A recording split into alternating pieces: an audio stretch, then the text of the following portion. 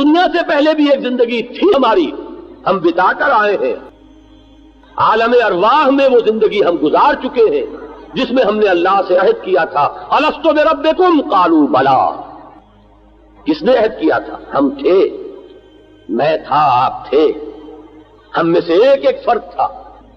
حضرت آدم بھی تھے اور حضرت ابراہیم بھی تھے اور حضرت محمد بھی تھے صلی اللہ علیہ وسلم علیہ الصلوۃ والسلام، اور وہ انسان بھی تھا جو تا قیام قیامت اس دنیا میں پیدا ہوگا۔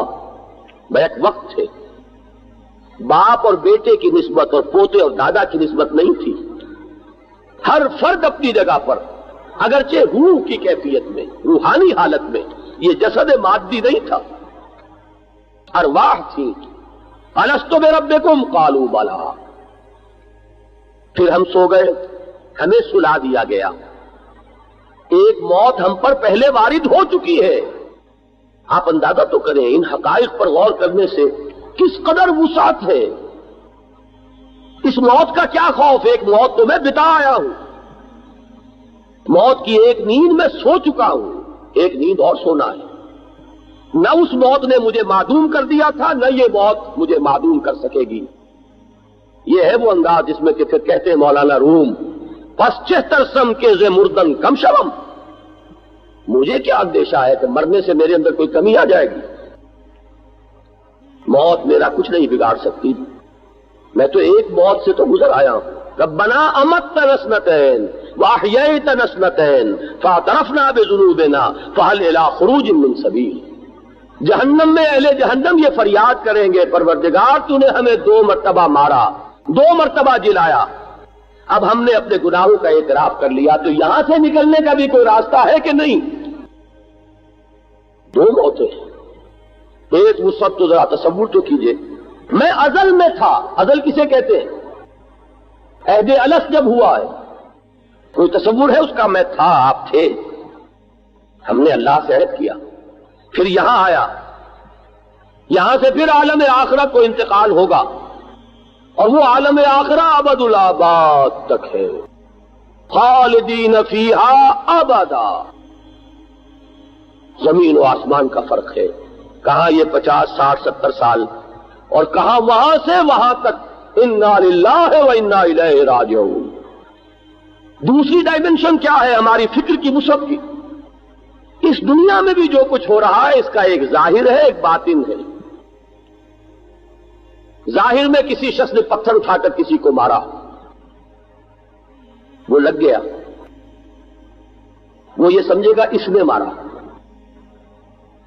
باطن میں بغیر اذن رب نہیں لگا، اس میں مشیت خداوندی بھی شامل ہے، اذن رب بھی شامل ہے۔ اس میں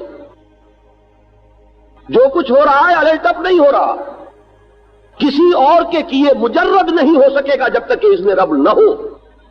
یہ پتھر اگر لگا، لگانے والے نے، اٹھانے والے نے، مارنے والے نے جو کمائی کی اپنے لیے، لیکن جسے لگا ہے اسے یہ معلوم ہو جائے کہ مجھے یہ لگا ہے اذن رب سے، سوچ میں زمین و آسمان کا فرق واقع ہو جائے۔ ایک انسان ایک محنت کر رہا ہے، کوشش کر رہا ہے، نتیجہ نہیں نکلا، کیا ہوگا؟ سخت صدمہ، سخت رنج، محنت ضائع ہو گئی، وقت اکارت گیا، اتنا سرمایہ لگا وہ ضائع ہوا۔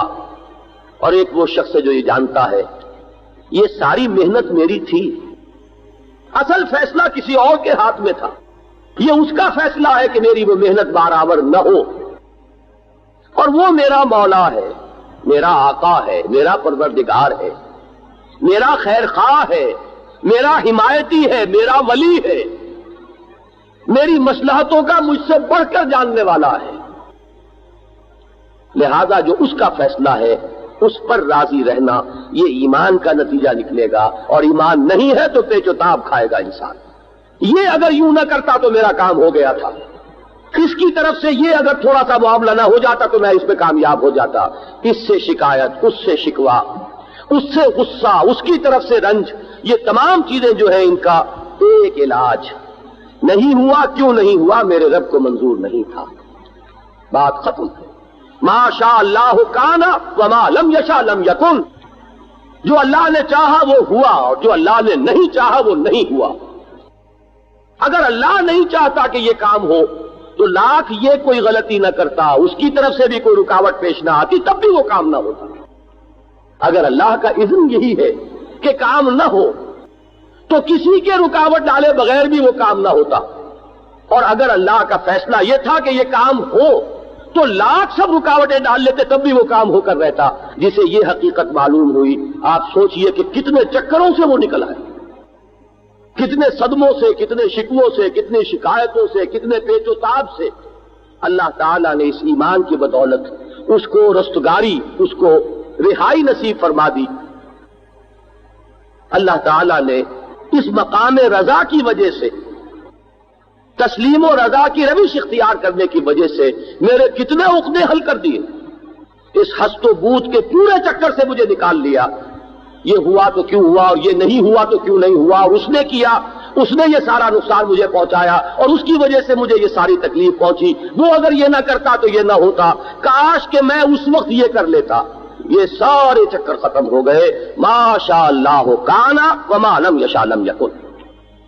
یہ دو ڈائمنشنز ہے کہ جس کے اندر فکر اور نظر اور سوچ، اس کی وسعت جو ہے، واقعہ یہ ہے کہ جتنا آپ اس پر غور کریں گے اس کی عظمت سامنے آئے گی۔ کہاں یہ تصور کہ زندگی بس یہی زندگی ہے، کہاں وہ تصور، ازل سے ابد تک رواں دواں ہے یہ سلسلہ حیات۔